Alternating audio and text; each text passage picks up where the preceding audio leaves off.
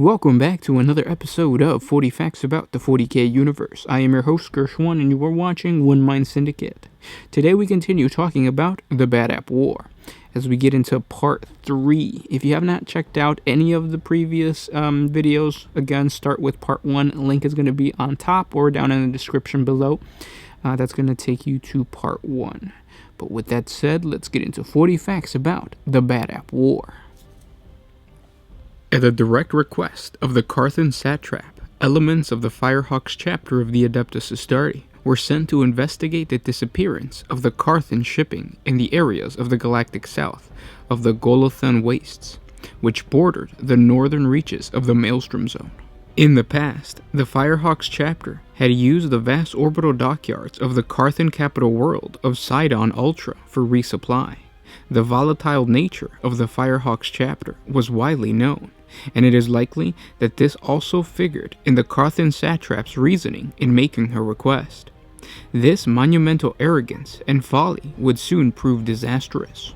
Conducting search and destroy operations in the Golgothan Wastes, Knight Commander Stibor Lazarex acquisitioned to dispatch several starships into the northern Maelstrom Zone. One such vessel, the Red Harbinger, entered the Edimon cluster in the year 904 of the 41st millennium.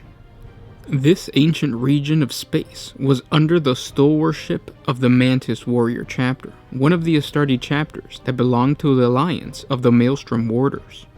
When the Red Harbinger entered the Galan system, they were intercepted and surrounded by Mantis Warrior vessels.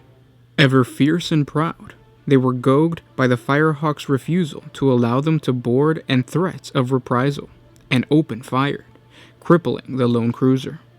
With this single act, the full-scale conflict between the Space Marine chapters that was to follow was ignited.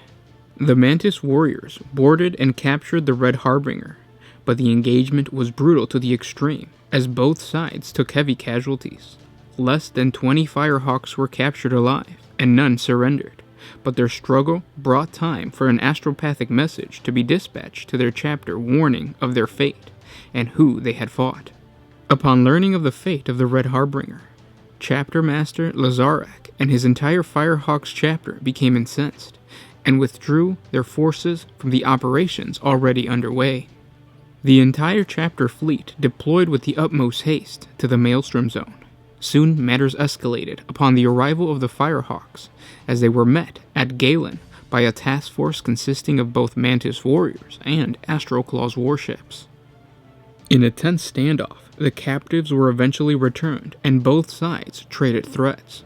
The Firehawks finally withdrew to await the arrival of their full forces, and especially their massive mobile star fortress, the Raptorus Rex. The Firehawks chapter fleet rendezvoused in the Sagan system, and aided by their Carthan allies, soon launched a series of probing attacks and reconnaissance missions toward the Badab sector and the Edimon cluster. But by doing so, escalated tensions to the point that the situation was rapidly proving dangerous. Having prepared for war for many standard years, the Tyrant of Badab and his allies were battle-hardened and had the advantage of being intimately familiar with the territory of the Maelstrom Zone. The Mantis Warriors proved to be impassable to pin down due to the superlative guerrilla tactics that they employed. Using the Carthans to distract the Astroclaws in the Badab sector, the Firehawks struck the agri-world of Iblis at the edge of the Edimon cluster, attacking civilian targets and burning great swaths of crops and land in order to antagonize the Mantis Warriors into fighting them in open battle.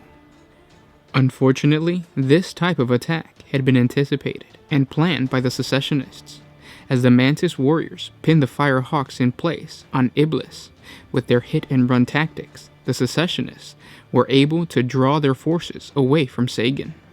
A combined force of the Astroclaws and Lamentor's chapter soon descended upon the Sagan system and decisively overwhelmed the planetary defense forces and Carthan troops. Badly mauled, the stranded Firehawks and Carthan troops found themselves cut off from supply and behind enemy lines. This forced the Firehawks to withdraw from the planet system, as they racked the surface of the planet one final time and successfully punched through the secessionist blockade, that was attempting to pin them in. The Firehawk's Raptorous wrecks claimed the life of the secessionist Maelstrom Squadron's only Mars-class battlecruiser, Sacred Tesseract, in the process when the warship's mighty Nova cannon proved unable to prevail against the formidable Star Fortress. A lull descended upon this region following these tumultuous events as the secessionists consolidated their gains and the Carthons retreated in disarray. Soon the Firehawks, heavily outnumbered and outgunned, were forced into a long period of retreat to the Maelstrom Zone's fringes, which lasted until the year 904 of the 41st millennium, when the Marines' Errant chapter answered the call of the Firehawks for reinforcement. This chapter diverted a sizable force of 6 companies and a fleet of support vessels in order to aid their brother Astartes, although their precise motivation for doing so remains obscure. But soon the Starfaring chapter quickly became boggled down protecting Imperial shipping along the Pale Star region and the outlying Maelstrom Zone's colonies as the secessionists renewed their offensive. The Marines Errant split their forces in an effort to guard the convoys in transit from the increasingly frequent secessionist raids and attacks. Matters soon became more complicated when the Marines Errant were caught between the Firehawks' desire to destroy Huron's forces at any cost, and the growing need to protect Imperial shipping and the outlying Carthago sector's colonies from the marauding secessionist forces. This difficulty was further complicated by a conflict of interest due to the ancient ties of loyalty and blood the Marine Errant had forged with the Lamenter's chapter, which they had fought alongside as recently as the Corthan Crusade, but now faced as enemies. This led to incidences where the Marine Errant failed to try to do more than drive off the Lamenter's forces during raids, and in which both parties gave quarter to the other, raising the mutual ire of their respective allies. Towards the year's end, matters worsened as an ever greater number of star systems were drawn into the rapidly escalating war. The Firehawks and their Carthan allies continued to suffer heavy losses in battle. Soon, a dozen worlds had fallen in short order to the secessionist control, succumbing to direct secessionist assault by their diplomatic submission to prevent a slaughter of civilians. By the end of the year 904 of the 41st millennium, worse developments for the Carthans and their allies appeared in the form of the notoriously grim and independent Executioner's chapter. News had reached that the Marines Errant and the Executioners had announced their intention to support the secessionist cause, in payment of an ancient blood oath given by their chapter to the Astral Claws. The Executioners sent their mighty warship, Night Hag, with a full augmented company of Astartes to aid the secessionists. Desperate, the Carthans were forced to take drastic actions, as their tithes and supplications to the Adeptus Terra were long overdue. Nearly bankrupt by their sector's losses in the war, and with their fleets anchored at Sagan III, now in the hands of the secessionists, the Carthan Imperial commanders mounted a final attempt to harvest the resources needed to meet their own imperial tithes from the nearby worlds of Villana and Chimera, before the secessionists could claim these worlds as their own. Unfortunately, the secessionists' intelligence network had already ascertained every detail of this supposedly secret convoy, and laid a carefully prepared trap, allowing the Carthan convoy to take on the vast amount of wealth awaiting them on Vinaya, before they were attacked as they prepared to transit into the warp. The secessionist forces, comprised mainly of elements from both the Astral Claws and the Lamenter's chapter's fleets, were led by Huron himself.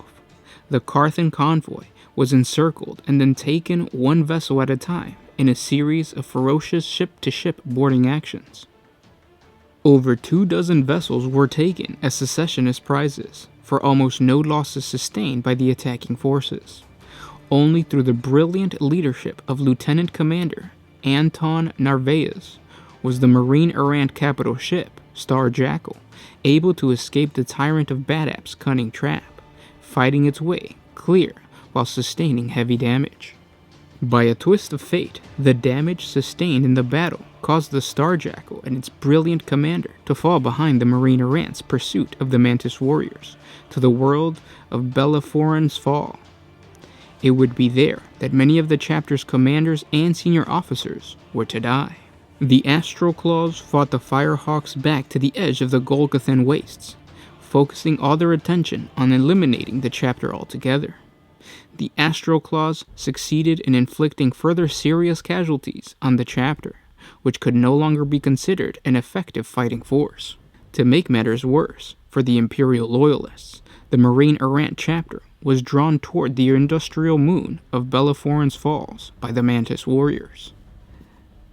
The two chapters engaged in fierce combat, but the Mantis warriors managed to isolate and entrap the Marine Errant's 1st and 3rd companies in the Rust Zone, destroying much of their command structure in a series of murderous surgical strikes. The Marines Errant were decimated and forced to retreat in disarray.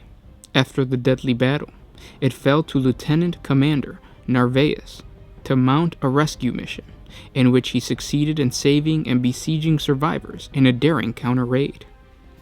In the aftermath of this tragedy, it would also fall to Narvaez to take the reign of leadership as the Marines Errant's chapter's last surviving senior officer in the war.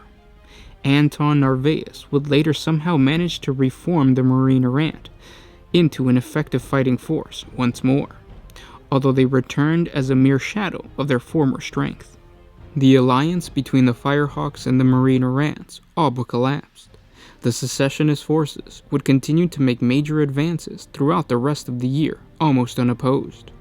The Maelstrom Zone now belonged almost wholly to Huron, the tyrant of Badab.